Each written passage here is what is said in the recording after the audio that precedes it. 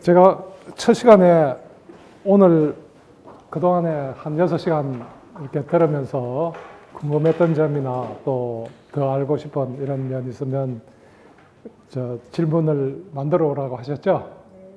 예. 그래서 일단 이것만 해도 이게 3시간짜리입니다. 근데 이거를 좀 줄이고 이 질문이나 토론 이런 시간을 갖도록 그렇게 하겠습니다. 그래서 이 스위스 학교 어떻게 진행해 보니까 어때요? 아무런 말씀이 있다가 뭐 그런 말씀도 해주시고, 이게 시작은 우리가 이게 아주 소박하게 이렇게 했는데 이거를 정치 강좌로 이렇게 만들어서 국회의원들한테도 강의를 좀 하고 뭐 이렇게 해볼까, 또 아니면 고위 공직자들 뭐 이런 사람들한테도 좀 이렇게 모집을 해서 강좌를 열어볼까 하는 그런 구상을 하고 있습니다. 왜냐하면 우리는 지금 이제 선진국으로 들어가면서 모델이 필요해요. 그러니까 어느 나라를 모델로 할 것인가. 뭐 우리가 꼭 그 나라 따라하자는 게 아니라 적어도 우리가 선진국으로 넘어가서 또 다른 나라보다 더 행복한 나라, 더 이렇게 번영하는 나라, 이런 나라로 가기 위해서는 다리가 필요하다 이거죠. 그러면 빨리 갈 수 있는, 또 시행착오를 줄일 수 있는 그런 면에서 우리가 외국 모델을 공부하는 그런 의미가 있고, 우리 자치분권대학에서는 스웨덴 학교, 스위스 학교 지금 2개 전문 강좌를 이렇게 열고 있습니다. 그래서 스웨덴 쪽은 사회복지 쪽을 중심으로 이렇게 하고 있고요. 스위스는 분권, 직접민주주의, 정치 제도 중심으로 이렇게 이제 하고 있는데, 제가 스위스에서 박사학위를 하고 지금 교수로 계신 분하고 어디서 토론을 해보니까 정치 제도가 굉장히 유사한 면이 많아요. 그래서 한번 다음에 시간을 충분히 잡아서 한번 토론합시다 이렇게 얘기를 했어요. 자, 직접민주주의. 스위스가 원래부터 직접민주주의를 채택했던 건 아닙니다. 근데 이제 직접민주주의라는 건 2개가 있어요. 하나는 뭐냐면 이렇게 모여가지고 직접 의사를 결정하는 거. 그거를 회합 직접민주주의라고 해요. 모여서 직접민주주의 한다. 그 다음에 이제 투표소에 가서 안건에 대해서 찬성한다, 반대한다. 이렇게 해서 의견을 결정하는. 그건 이제 소위 말해서 표결 직접민주주의. 회합 직접민주주의와 표결 직접민주주의 2가지를 나눌 수 있는데, 회합 직접민주주의는 아마 우리도 있었을 겁니다. 옛날에. 이거는 전 세계 공통적인 현상이에요. 그러니까 우리가 또 아테네, 그리스 이렇게 얘기하면 직접민주주의 할 때 그건 이제 회합 직접민주주의 이거였죠. 근데 이제 이 투표소에서 찬반하는 이거는 완전히 정치 발명품입니다. 이걸 만들어낸 거예요. 그래서 이게 도입된 게 그렇게 오래되지 않는다. 그래서 이 회합 직접민주주의는 옛날부터 있던 게 아직까지 스위스에 남아있고 대부분의 나라에서는 없어졌고, 그 다음에 표결민주주의는 이게 스위스가 고향이 아닙니다. 어디가 고향이냐면 프랑스가 고향입니다. 프랑스가 1789년에 혁명이 일어났죠. 무지막지한 혁명입니다. 그래서 이 단두대에서 소위 말하면 정치 지도자들이죠. 이런 사람을 한 3만 명을 죽인 겁니다. 그래서 칼로 이게 죽이니까 너무 더디니까 한꺼번에 죽이려니까 기계도 만들어가지고 이렇게 죽였던 그런 혁명입니다. 그러니까 1789년에 혁명이 일어나고 혁명 헌법을 1793년에 만듭니다. 그때 이 직접민주주의가 헌법에 규정되게 되는 거죠. 그래서 이 표결 직접민주주의는 그 기원이 1793년 혁명헌법, 프랑스 혁명헌법. 그런데 저작권자가 있습니다. 그게 누구냐면 세계적인 수학자이고 또 교육학자이고 또 혁명가인 사람이 있죠. 꽁도르세라는 사람, 꽁도르세. 이 꽁도르세가 우리가 오늘날 학교, 이 일반 국민들이 다니는 학교, 이런 거를 처음 제창한 사람이 꽁도르세예요. 그래서 수학자지, 원래는 수학자인데, 이 사람이 민주주의를 혁명을 하고 난 뒤에 민주주의를 지키기 위해서는 온 국민이 깨어야 된다. 그걸 위해서는 대중교육이 필요하다. 국민교육이 필요하다. 이래서 이제 교육도 주장하고. 이 사람이 이제 국가의 중요한 의사결정에 국민이 참여하자. 이렇게 해서 이 사람이 발명한 겁니다. 그런데 이게 이제 프랑스에서는 별로 꽃을 못 피워요. 이 포퓰리즘적인 이런 식으로 이제 흘러버리고, 그러니까 독재 정권을 뒷받침해주는 이제 이런 그 방편으로 사용되어 버리고, 그래서 이제 그 타락한 이런 직접민주주의를 플레비시트라고 합니다. 플레비시트. 그래서 이게 이제 발달하게 된 거는 스위스에 와서 1830년대에서 1870년. 그래서 연방 차원보다도 그 지방 정부인 칸톤 정부에서 먼저 도입을 하고, 그 다음에 연방 정부에서 도입을 해가지고, 그 다음에 이제 마을자치, 마을에까지 확산된 그런 제도입니다.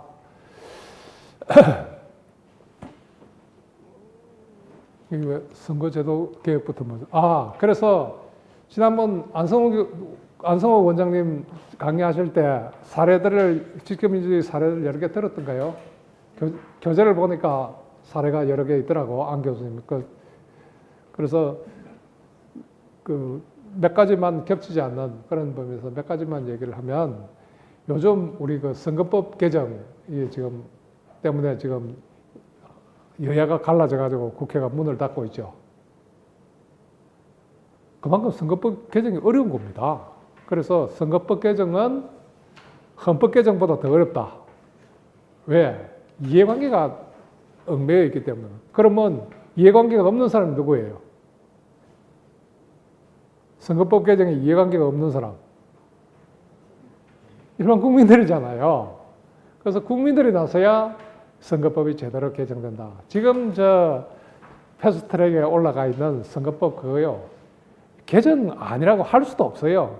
굉장히 개혁성이 약해요. 그래서 내가 그 국회 정치개혁특위의 자문위원을 하면서 그게 무슨 개정 아니냐, 그런 거 할 바에는 차라리 하지 마라.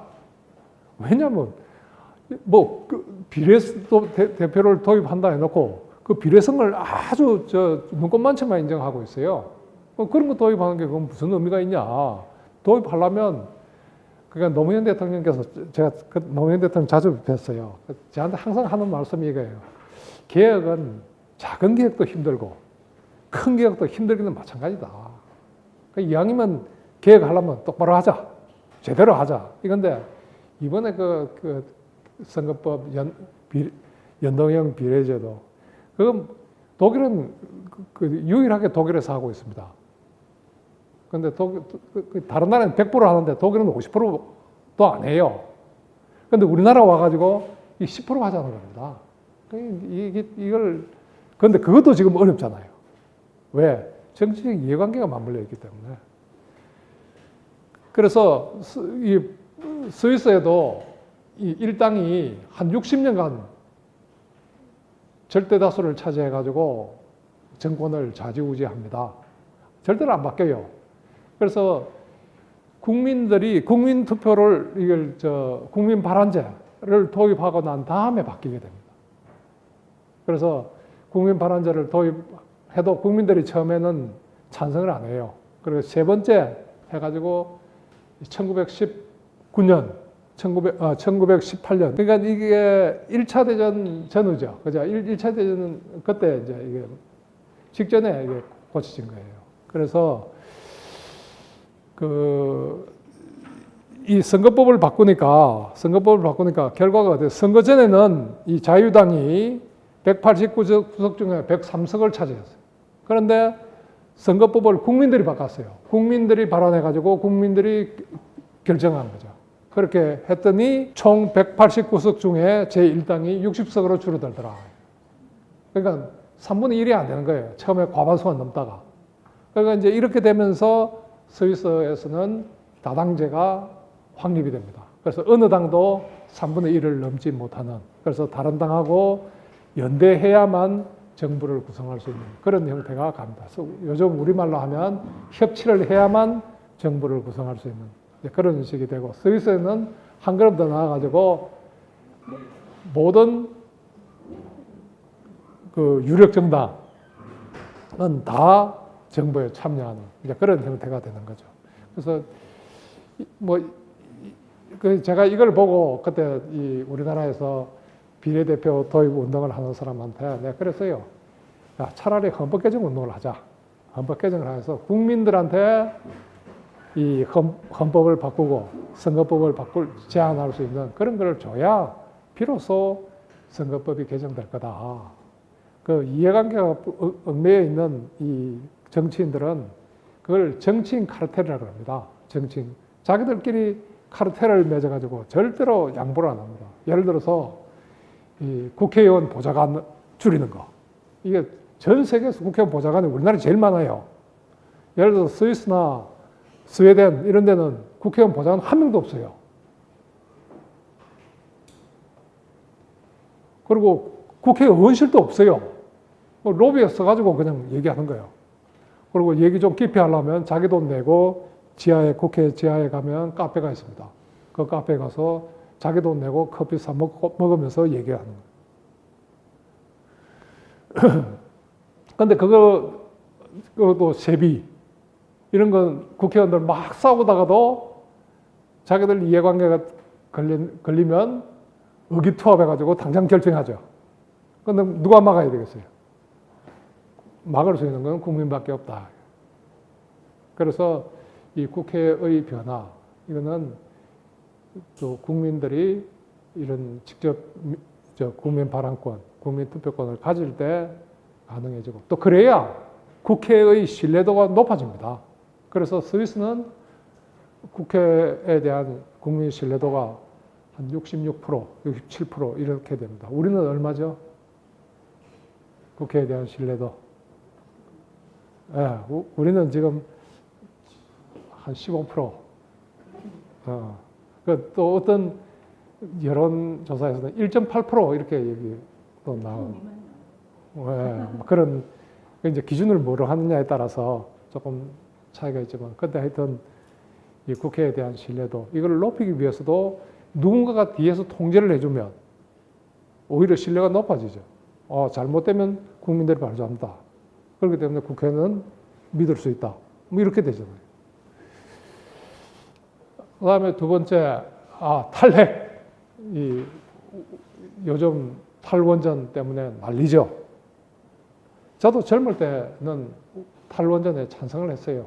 근데 요즘 좀 생각해 보니까, 이게 그냥 이념에 치우칠 건 아니다. 이게 완전히 국가의 건강에 관련된 문제다.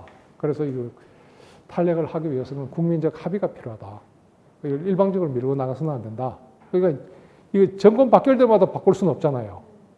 왜냐하면 원전 이건 굉장히 비가역적입니다. 한번 폐기해버리면 다시 살리기가 굉장히 어려워요. 그래서 이 국민적인 합의가 필요한데, 스위스는 1976년부터 국민투표를 6번 합니다. 6번 만에 가결이 됩니다. 근데 가결이 됐는데, 근데 재밌는 거는 2018년에도 원전 여기에 녹색당이 주축이 돼가지고 국민 발언을 합니다. 근데 국민들이 반대를 했어요.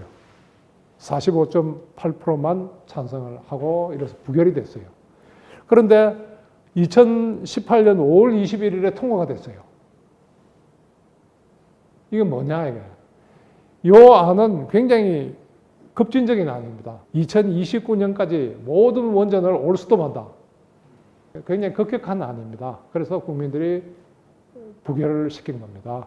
그런데 이 안은 정부가 만든 아닙니다. 정부가 그 에너지 2050, 에너지 전략 2050을 국회에 상정을 하고 국회가 통과를 시킵니다. 그리고 국회가 에너지법을 개정시키면서 어떻게 개정시키냐면 신규 원전은 금지한다.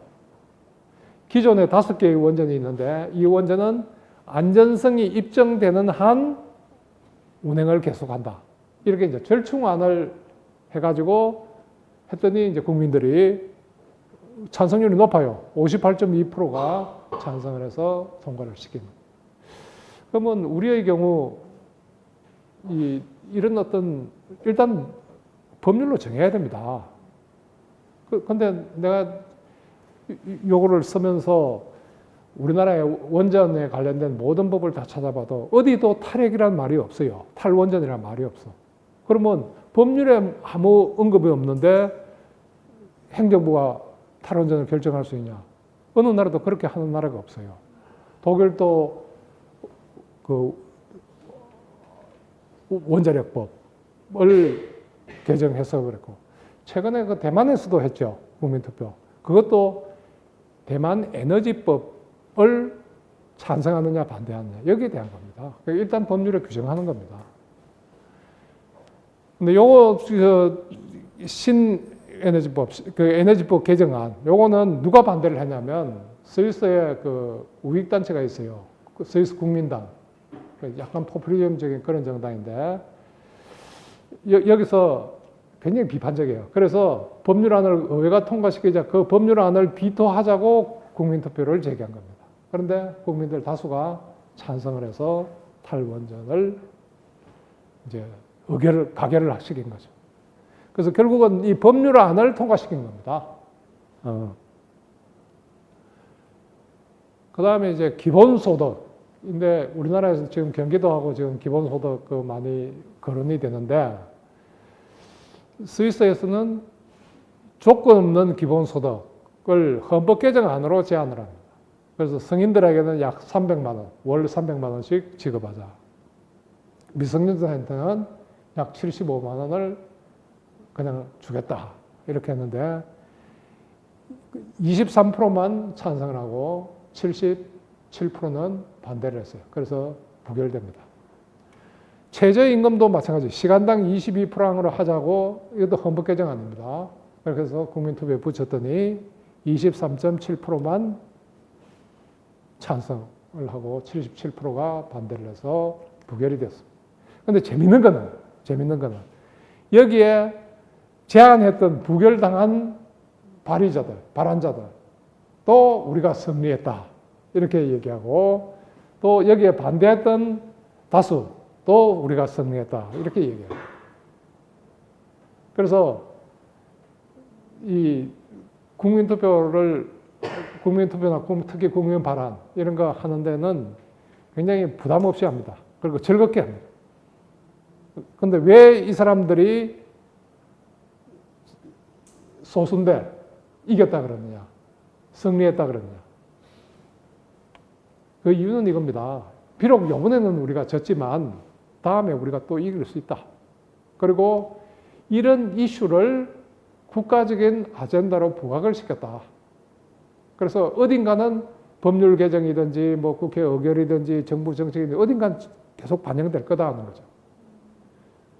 그래서 졌다고 해서 영원히 진 것도 아니고.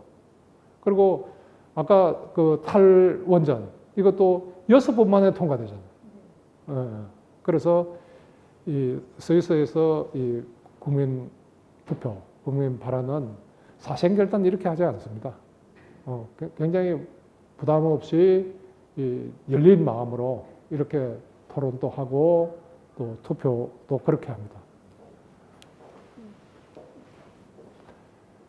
자, 민주주의라는 말인데 우리는 요즘 민주주의 하면 뭘 생각합니까?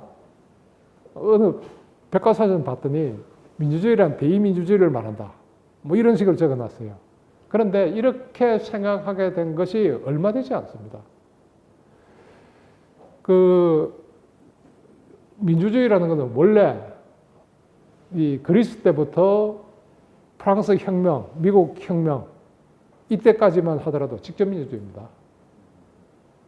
그리고 이때 민주주의는 정치제도의 나쁜 정치제도를 상징하는 거죠.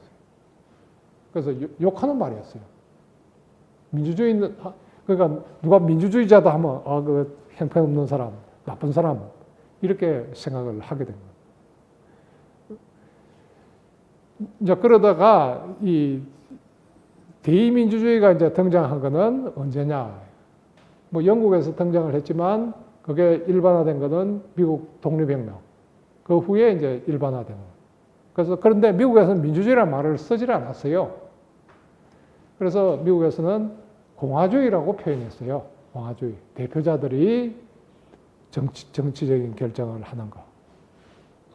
그리고 일반 국민들은 정치인을 뽑는 역할만 해야지 정책을 결정할 능력이 없다 이런 거예요. 그 말은 누가 얘기했냐면 몽테스키에가 법의 정신에서 얘기한 겁니다. 그런데 이 몽테스키에가 미국 혁명에 지대한 영향을 미칩니다. 헌법 제정 과정에. 그래서 이 엘리트주의가 미국에 정착을 하는 거죠. 그래서 이 대의민주주의가 이제 일반화된 거는 이 메디슨, 미국 독립혁명을 이끌었던 메디슨과 상식론을 써서 미국의 많은 그 독립혁명에 많은 영향을 끼쳤던 토마스 페인, 이런 사람에 의해서 대의민주주의론이 이제 발전하게 되고, 민주주의라는 말이 이제 좀 긍정적인 의미로 쓰이기 시작한 게 1830년대 앤드류 잭슨, 이때 이제 비로소 민주주의라는 말이 전면에 등장합니다. 긍정적인 의미로 사용합니다. 그건 단적으로 뭐냐면 이 이전에는 어떤 정당도 정당 명칭에 민주라는 말을 안 썼습니다. 우리나라는 지금 민주당 쓰고 있죠. 근데 이때 그 전까지만 해도 민주라는 말을 넣으면 떨어집니다. 그런데 이 앤드류 잭슨 때 이제 비로소 앤드류 잭슨은 이 노무현 대통령과 비슷한 성향의 좀 대중적인 이런 정치인입니다. 그래서 이때 비로소 미국의 정당 명칭에 민주당이라는 명칭을 사용하기 시작합니다. 그러니까 민주주의라는 것은 원래는 직접 민주주의였던, 간접 민주주의란 말은 원래 없었다.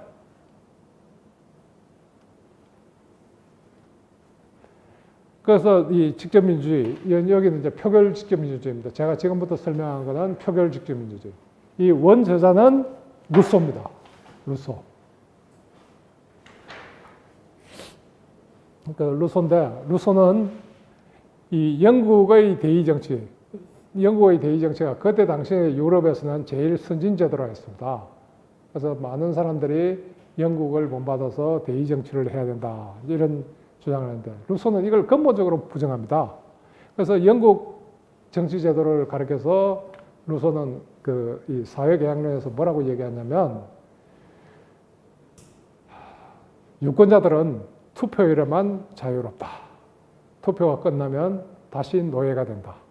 우리 많이 들어봤죠?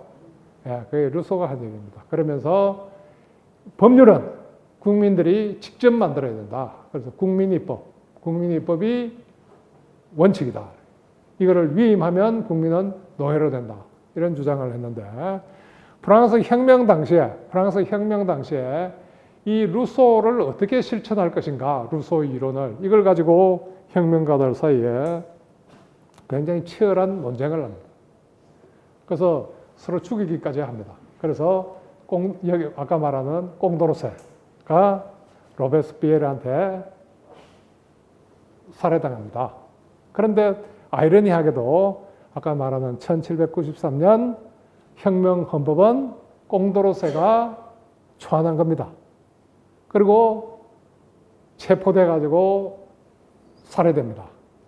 그런데 로베스피에르는 꽁도르세가 만든 혁명 헌법을 그대로 통과시킵니다. 굉장히 아이러니하죠. 그래서 원래는 1792년에 꽁도르세가 헌법안을 만들었는데, 이때 꽁도르세가 살해되는 거죠. 그래서 1793년 자코뱅 헌법에서 이 꽁도레스는 지령도파입니다. 좀 온건주의자죠. 그런데 이 로베스피에르는 과격하고 공포 정치를 시행했던 이제 그런 혁명가죠. 예.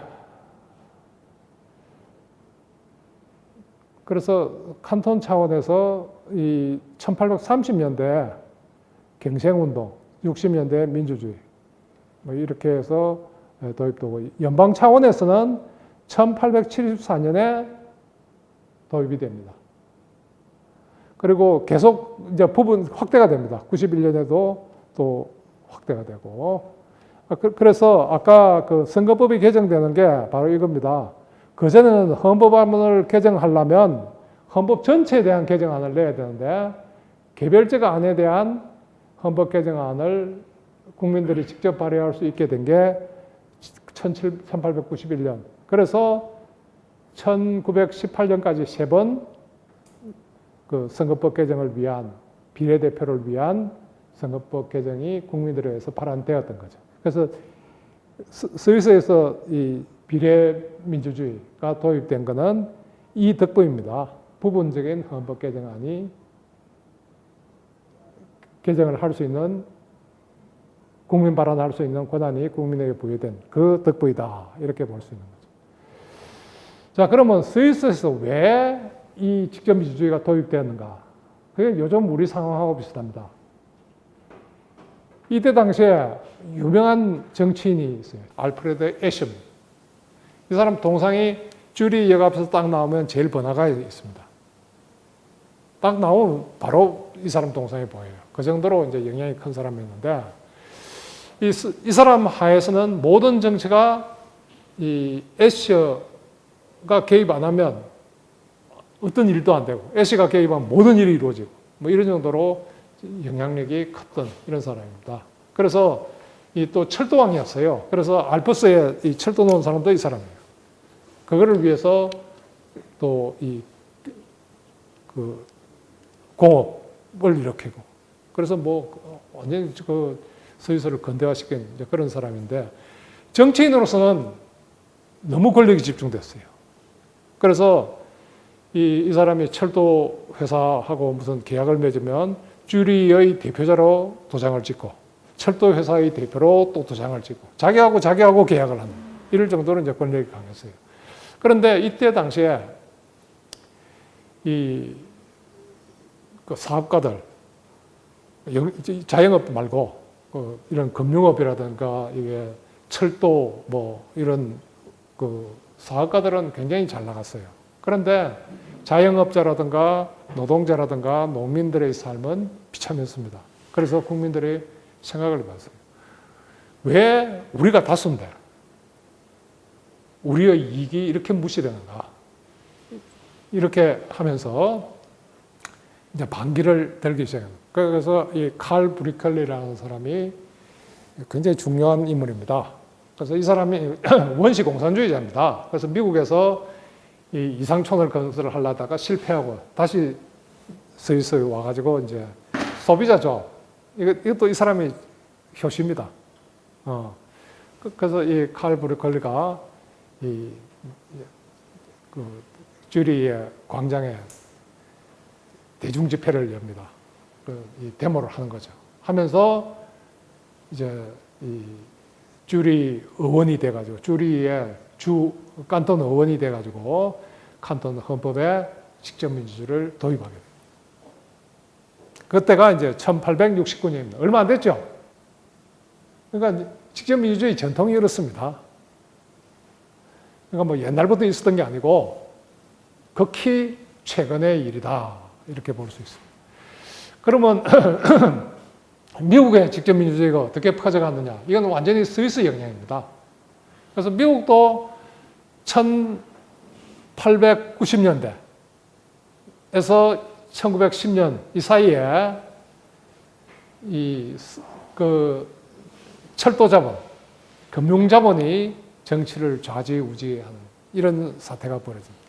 스위스도 꼭 마찬가지로 자영업자, 그 다음에 이 농민들, 노동자들의 이익은 굉장히 무시되는. 그래서 이때 이제 이 회의를 품고 이 설리반이라는 언론인입니다. 이 언론인이 스위스에 가서 아까 말한 브리컬리를 만납니다. 만나서 이제 다시 그 미국에 와서 책을 냅니다. 그게 뭐냐면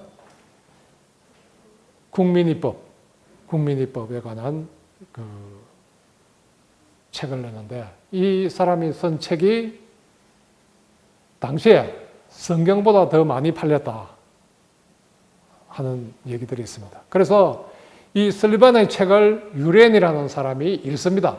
감동을 받습니다. 야, 바로 이거다. 이 지금 미국의 이 타락한 정치, 부패한 정치를 바로잡기 위해서는 이 직접민주주의를 도입해야 된다. 이래서 이 사람이 시민단체를 만듭니다. 그래서 그 사무총장이 되는데 그 이 유엔의 별명이 직접민주주의 유엔으로 불릴 정도로 완전히 직접민주주의의 신봉자가 됩니다. 그렇게 해서 이 사람이 나중에 미국의 오레곤주의 주의원이 돼가지고 이 오레곤 헌법에 직접민주주의를 도입하게 됩니다. 그렇게 본다면 이 직접민주주의는 프랑스가 발상국이고 그 다음에 스위스에 수출돼서 스위스에서 꼽히고 그것이 다시 미국으로 수출돼요. 그리고 이제 미국 상원 의원 중에 마이크 그라벨이라는 사람이 있어요. 노정치인이죠. 이 사람은 우리나라에 와가지고 대한민국이야말로 직접민주주의를 하기에 가장 적합한 나라다. 이렇게 해서 2009년도에 그 직접민주주의를 보급하기 위한 그런 운동을 하다가 미국으로 돌아간. 그 대통령 후보까지 했죠. 근데 그분이 유명한 말을 남겼어요. 우리나라에 와서 강연하면서 뭐라고 말을 남겼냐면 나는 상원 의원을 12년간 했는데 난 누구를 위해서 일을 했던가? 우선 나와 내 가족을 위해서 일했다. 그 다음 여력이 있으면 내 선거구에 나의 후원자들을 위해서 내 후원자들을 위해서 일했다. 그래도 힘이 조금 더 남으면 지역 구민들을 위해서 일했다. 국가를 위해서 일한 건 거의 없다. 굉장히 양심적인 고백을 한 거죠. 우리나라 국회의원들은 다를까요? 그러면서 이제 직접민주주의를 도입해 국민들이 최종적인 결정권을 가져야 된다. 이렇게 설파하면서 다녔던 거죠. 자, 요즘 이런 말이 있습니다. 그 20세기의 민주주의는 선거권 확대의 역사였다. 그래서 차등 선거, 돈 있는, 교양 있는 시민들에게만 선거권을 줬다가 이게 이제 보통 선거 전 국민에게 주고 그 다음에 여성들에게도 투표권을 부여하고 그 다음에 선거 연령을 점점 낮추고 이렇게 했는데 민주주의가 민주화됐어요, 안 됐어요? 여전히 문제가 많다. 그러니까 선거권 확대만으로는 안 된다. 그래서 어떤 사람은 이렇게 얘기합니다. 19세기, 20세기 민주주의 역사는 선거권 확대의 역사이다. 그런데 21세기 민주주의의 흐름은 직접 민주주의 확대의 역사다. 이렇게 얘기합니다. 그래서 1793년 이후에 약 전 세계적으로 1500회 정도의 국민 표결이 실시됩니다. 그 중에서 3분의 2가 최근 40년 동안에 이루어졌다. 그러면 이때 이제 1793년 아까 나왔죠. 프랑스 혁명헌법에 규정된 이후에 1500회가 실시됐지만 3분의 2가 거의 900회 가까이가 최근 40년에 이루어졌다. 그러니까 급증하고 있다는 뜻이죠. 그래서 민주화의 3단계, 직접 민주주의를 도입하는 게 지금 3단계에 접어들었다. 그러니까 민주주의 혁신의 지금이 3단계다. 이렇게 본 거죠. 그런데 그 중에서 쭉 보세요. 제일 많이 실시한 데가 어디입니까? 네, 1970년대 이후입니다. 스위스가 가장 많이, 이거 아마 다 합쳐도 이만큼 안 될 거예요. 그죠? 그래서 스위스가 가장 많이 직접 민주주의를 실현하고 있는 나라다. 이렇게 볼 수가 있는 거죠. 자, 이게 도표로 나타낸 겁니다. 1900년, 네, 이게 전 세계 겁니다. 별로 바닥에 있죠? 그런데 이쪽으로 올수록 어떻습니까? 급증하고 있죠. 그죠? 그리고 이제 직접 민주주의를 도입한 나라도 지금 현재 34개국에 이른다. 점점 증가되고 있습니다. 그러니까 1990년대 이전에는 스위스, 미국 연방정부는 직접 민주주의 도입 안 됐습니다. 그래서 아까 마이크 그라벨이라는 사람이 연방에도 직접 민주주의를 도입해야 된다고 미국에서 운동을 하고 있고, 또 대한민국이 가장 직접 민주주의를 도입하기 좋은 나라다. 왜 그럴까요?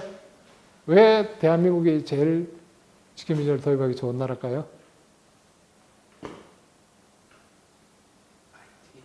IT. 예, 그것도 큰 영향입니다. 그리고 무엇보다도 세계에서 교육 수준이 가장 높아요. 이거 대단한 자산입니다.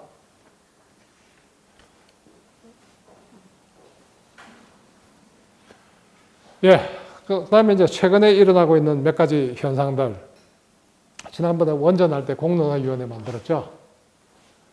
또 대학 입시 개선할 때 공론화위원회 만들었죠. 요즘은 지방마다 공론화위원회 만들었죠. 시행에는 뭐 안 해요? 이게 뭐 유행이 돼 있는데. 이게, 그런데 이 공론화위원회가 직접 민주주의예요, 아니에요? 예, 일종의 대의민주주의입니다. 의회가 아닌 제3의 대의제가 이 공론화 제도입니다. 그런데 이 저자가 쓴 이 푸시킨이라는 사람인데, 이 사람이 쓴 민주주의와 공론조사라는 책이 있어요. 그래서 내가 한 두세 번 읽어봤던데, 직접 민주주의를 잘못 이해하고 있어요. 그래서 이게, 나는 그렇게 봅니다. 이게 실험적인 이론이다. 아직 정착된 이론이라기보다도 실험적인 이론이다. 이거는 너무 신뢰할 건 아니다. 오히려 그걸 직접 국민들한테 물어보지. 왜? 근데 이게 지난번에 우리가 원전에 대해서 공론화위원회 했지만 전 국민에게 원전에 대한 이 담론이 형성이 됐어요, 안 됐어요? 자기들끼리만 하는 거야. 그래도 473명 배심원들 자기들끼리 하는 거야. 그거는 국회 안에서 논의하는 거나 뭐가 똑같죠. 근데 이제 차이는 국회의원은 정치적인 이해관계가 있는데 여기는 무작위로 뽑았으니까 정치적인 이해관계는 없어요. 그런 적인 차이. 그러나 이거를 직접 민주주의로 볼 수는 없다. 그 다음에 또 청와대 국민청원제도. 그래서 최근에 막 코미디처럼 가죠. 뭐 민주당도 해산해라, 한국당도 해산해라. 이게 직접 민주주의입니까? 조선일보 기자가 하여튼 내한테 전화를 해가지고, 아니 이렇게 국정을 직접 민주주의제로 운영해도 됩니까? 뭐요? 청와대 이거, 그건 직접 민주주의가 아닙니다. 저건 뭡니까? 국민 참여제도예요. 그러니까 국민들이 청원하는 거죠, 그냥.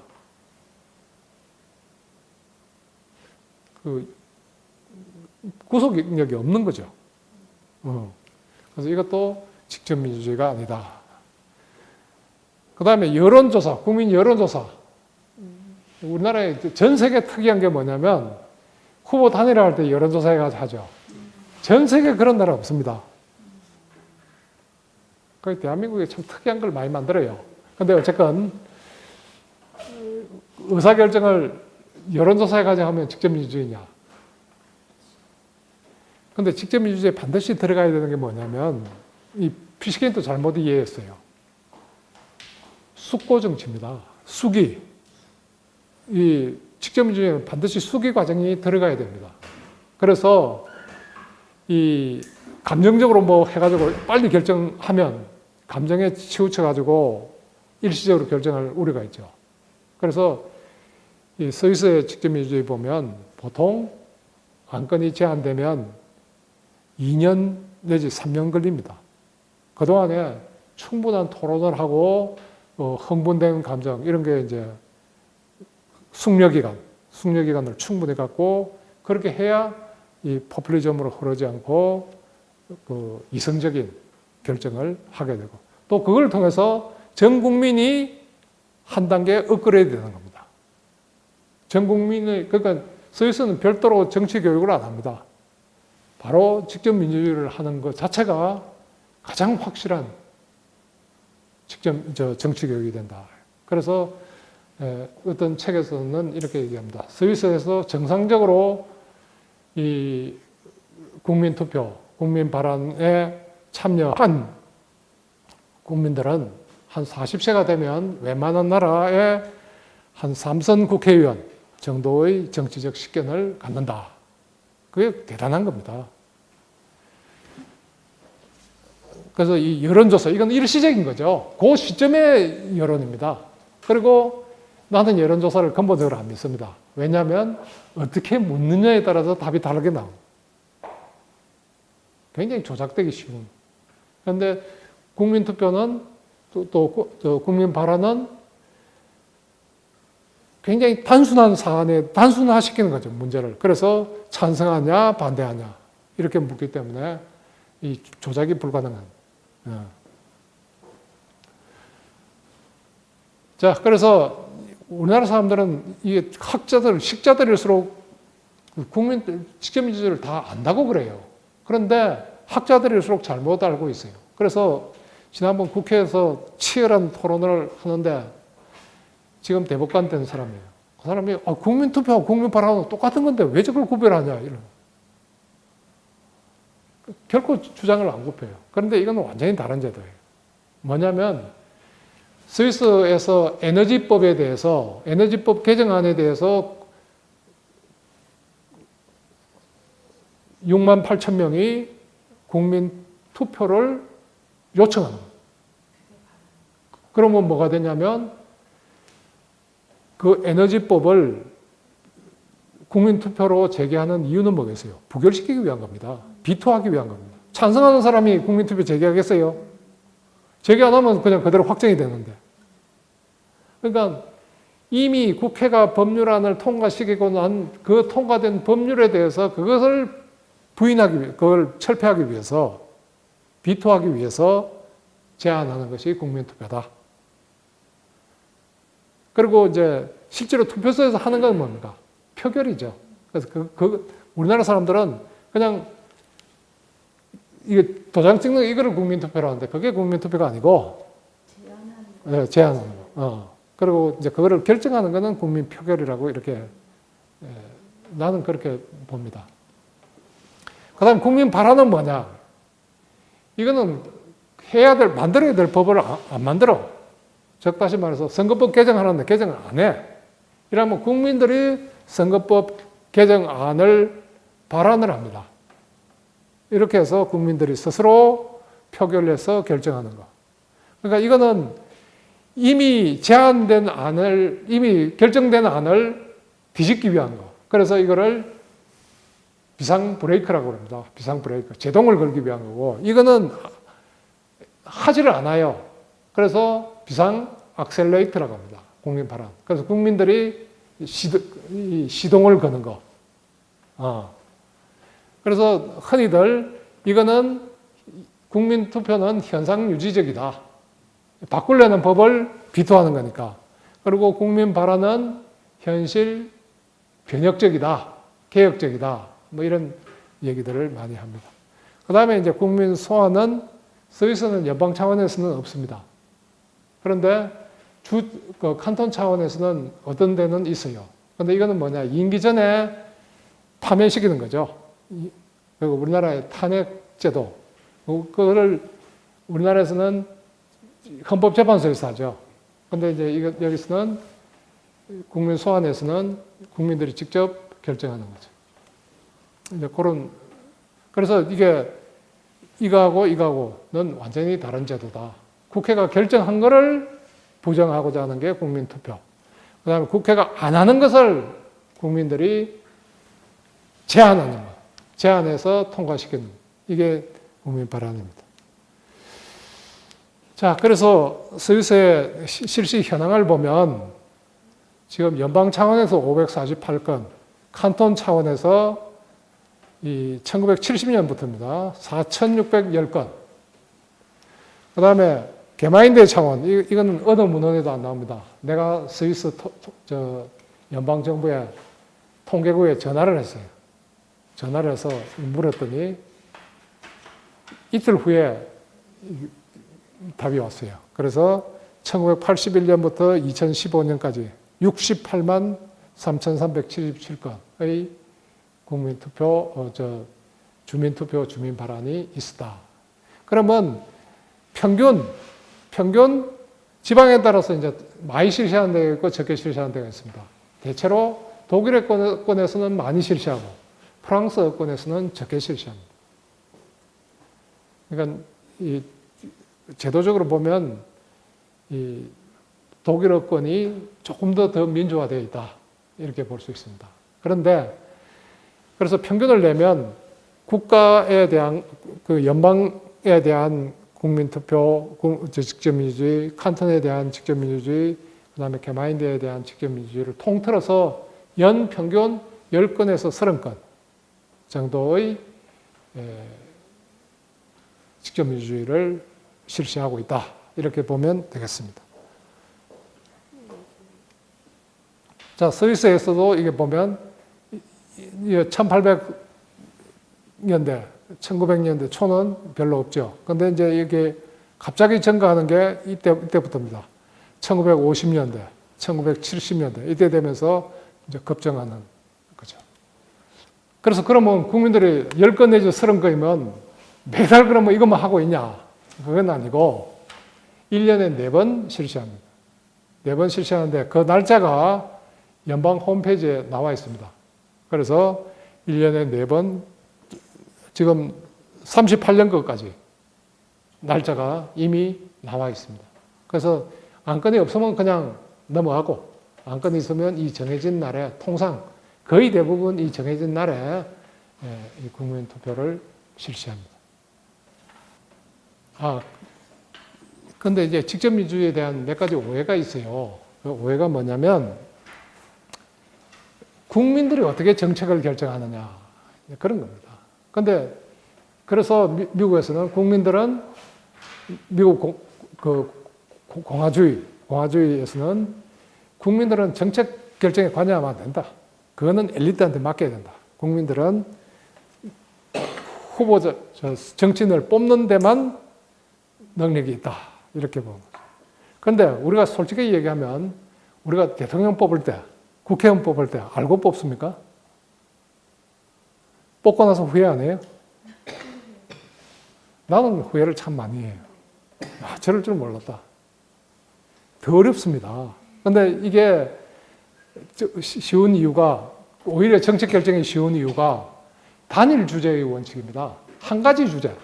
이게 복합적인 주제면 이 부적격이 됩니다. 그래서 단순하게 예를 들어서 신고리 오리고기 건설 계속할 거냐, 중단할 거냐, 뭐 이렇게 단순화시키는 거예요. 그러면 아주 한 가지 사안에 대해서만 전 국민이 토론하기 때문에 전문가 못지않게 토론을 하다 보면 식견이 늘어나게 됩니다. 단일한 주제니까. 그런데 후보자를 뽑는 건 뭐예요? 단일한 주제가 아니죠. 청렴도, 그 다음에 그 사람의 또 윤리의식, 그 다음에 그 사람의 정치적인 역량, 그 다음에 그 사람의 인과관계, 또 그 사람의 국가관, 이걸 전부 다 판단해야 되는 게 선거입니다. 그게 더 어려워요. 이거는 뭐냐? 단순합니다. 아주 구체적인. 예를 들어서 턱 먹고 인정할 거냐 말 거냐. 뭐 아주 단순하잖아요. 그래서 오히려 이게 국민들한테는 더 접근성이 높다. 이렇게 볼 수 있는 거죠. 그 다음에 이제 가장 큰 오해가, 그거는 스위스 같이 조그만 나라는 가능하지, 뭐, 대한민국 같이 큰 나라는 안 된다. 근데 미국 캘리포니아에 3,500만 정도 되죠. 거기 실시하고 있잖아요. 그래서 이 국가 규모하고 관계 있는 것은 아까 말한 회합민주주의, 회합직접민주주의. 그건 모일 장소가 필요하잖아요. 그러나 이 투표소에 사는 것은 전 세계 정부가 생긴다 해도 가능한. 그래서 이게 굉장히 우수한 제도라는 겁니다. 국가 규모에 상관없이 할 수 있는 제도다. 그 다음에 이제 이 포퓰리즘에 연결된다 이런 게 많은 그래서 포퓰리즘적인 직접민주주의를 우리는 플레비시트라고 합니다. 거기에 비해서 이 진정한 의미에서의 직접민주주의를 레퍼런덤이라고 이렇게 얘기하는데 이 차이는 뭐냐? 발의를 누가 하느냐의 차이입니다. 권력자가 발의하면 플레비시트. 이건 신임 투표죠. 그러니까 예를 들어서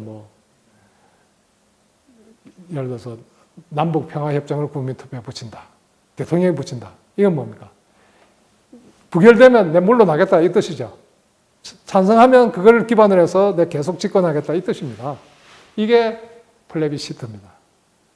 그런데 우리 헌법에 대통령은 국방, 외교 등 중요 정책에 대해서 국민투표를 붙일 수 있다. 이게 대표적인 플레비시트입니다. 그래서 저는 이걸 폐지해야 된다. 이거는 포퓰리즘으로 흐를 수밖에 없다. 그런데 다행히 지금까지 대통령인데 그걸 안 썼어요. 남미 같은 데 그거 쓰는 겁니다. 그리고 프랑스, 드골. 그래서 드골이 물러났죠, 다행히. 자, 그래서 그래서 가장 이 직접민주주의에 필요한 게 이 협치를 강제하는 겁니다. 왜 그러냐면 국회가 무슨 일방적으로 의사결정하면 국민들이 뒤집어 버립니다. 그럼 국민한테 안 뒤집으려면 국민 다수의 의사가 반영되도록 해야 되는 거죠. 그래서 협치를 해야 되는 겁니다. 서로 의논해야 되는 겁니다. 그래서 이게 협력 강제 장치다 이렇게 부르고 있습니다. 가장 중요한 것은 이 국민들에게 정체성을 부여한다. 그래서 스위스 사람들은 이 나라는 우리가 만든 나라다 하는 이런 의식이 굉장히 강하다. 그러니까 내가 곧 나라다. 내가 만든 나라니까 내가 나라다. 그래서 위기가 왔을 때 도망가지 않고 총을 들고 나오는 애국심이 거기에 나오는 근데 우리나라 주민투표법은 이게 굉장히 대상이 제한돼 가지고 2013년에 우리나라 주민투표법이 도입되는데 지금까지 8번밖에 실시가 안 됐어요. 근데 이거 제정할 때 이제 제가 노무현 대통령에게 여러 번 건의해서 주민투표법, 주민소환법을 도입했는데 활성화가 안 되는 거예요. 왜냐하면 대상을 너무 좁게 제한해 놓고 그 다음에 요건을 너무 엄격하게. 그래서 이게 안 되는 겁니다. 그 다음에 이제 이게 국민투표, 국민 발언이 좌파에게 유리한가 우파에게 유리한가. 대개 보면 이게 어느 나라나 좌파에서 제안을 합니다. 이 제도를 만드는데 노력을 합니다.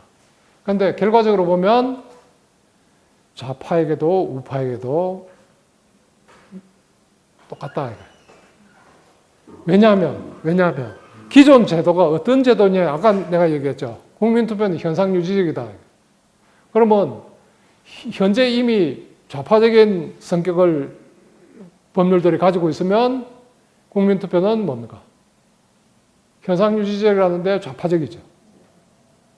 거기에 비해서 국민 발언, 현재 우파 정권이다. 우파적인 법률이 많이 되어 있다. 그러면 국민 발언은 뭐겠어요? 좌파적인 거죠. 그런데 현재 법률이 좌파적으로 되어 있다. 그러면 국민 발언은 제한되는 건 뭐겠어요? 우파적인 거죠. 그렇기 때문에 그때그때 상황에 따라서 좌파에 유리할 수도 있고 우파에 유리할 수도 있고. 그래서 전체적으로 보면 어느 정파에 유리한 것도 아니다. 이렇게 볼 수 있습니다. 여기에 대한 연구가 스위스에 참 많아요. 그래서 내가 그걸 쭉 분석한 결과를 여기 제시하는 겁니다. 자, 이제 우리가 이걸 대단한 겁니다. 그래서 독일 프랑크푸르트 알게마인지 디 차이트라고는 신문, 굉장히 유력한 일관지죠. 여기서는 이제 민주주의를 유럽이 한국으로부터 다시 배워야 된다. 그 전범을 제가 그런 얘기를 끌어낸 게 이 촛불 혁명입니다. 그런데 여기에 결정적인 맹점이 있습니다. 일회성이라는 겁니다. 일회성. 지금 흔적이 있어요. 그리고 나는 이 과정 내내 조마조마했습니다. 언제 저게 폭력화될까? 되지 않을까? 조마조마했습니다. 그래서 이제는 광장에 모여서 이렇게 이례적으로 하지 말고 이제 상시적으로 국민의 의사를 관철시키려 그런 방법이 없을까? 이 모인 거는 국민의 의사로 국가 의사를 바로잡고자 한 거죠. 그렇다면 이례적으로 광장에 모여서 그렇게 한 건 너무 힘들고 또 지속성도 없다. 그래서 그랬더니 또 이게 또 나왔죠. 결정이 안 된다. 그래서 이제는 이렇게 가야 되는 거 아니냐. 투표소에서 안건을 두고 찬성이냐 반대냐. 그것을 충분한 수기를 거쳐서 토론을 거쳐서 결정함으로써 국민의 의사를 관철시키자 하는 그런 거죠. 그래서 무엇이 필요하냐? 직접민주주의 개헌이 필요하다. 그래야 선거법도 개정되고 지금 국회의원들에게 부여되어 있는 많은 특권도 없앨 수가 있고 그래서 국민 중에 한 사람, 국민의 대표자라면 국회의원이 국민 중에 한 사람이에요. 그런데 지금은 어떻게 돼요? 국민과는 다른 사람들이 되어 있다. 그러니까 국민의 의사가 대변해야 된다. 그 대변이 되지 않을 때 국민들이 직접 우리의 의사를 관철하겠다. 이것이 직접민주주의다. 그런 면에서 직접민주주의는 대의제도를 없애려고 하는 게 아니고 대의제도도 궁극적인 목적은 뭡니까? 국민의 의사에 합당한 의사를 결정하는 거죠. 근데 현실적으로 안 되니까 안 될 때 국민들이 직접 자신의 의사를 관철시키겠다. 따라서 직접민주주의는 대의제도를 대체하는 것이 아니라 대의제도를 더 대의제도답게 보완하는 그런 제도라고 이렇게 볼 수 있습니다. 예, 오늘 직접민주주의에 대한 논의는 이 정도로 하고요. 그동안에 6번 고생 많았고요. 혹시 뭐 더 이렇게 심화시킬 거 있으면 또 메일로 보내주시면 또 답변해 드릴게요. 예, 수고했습니다. 감사합니다.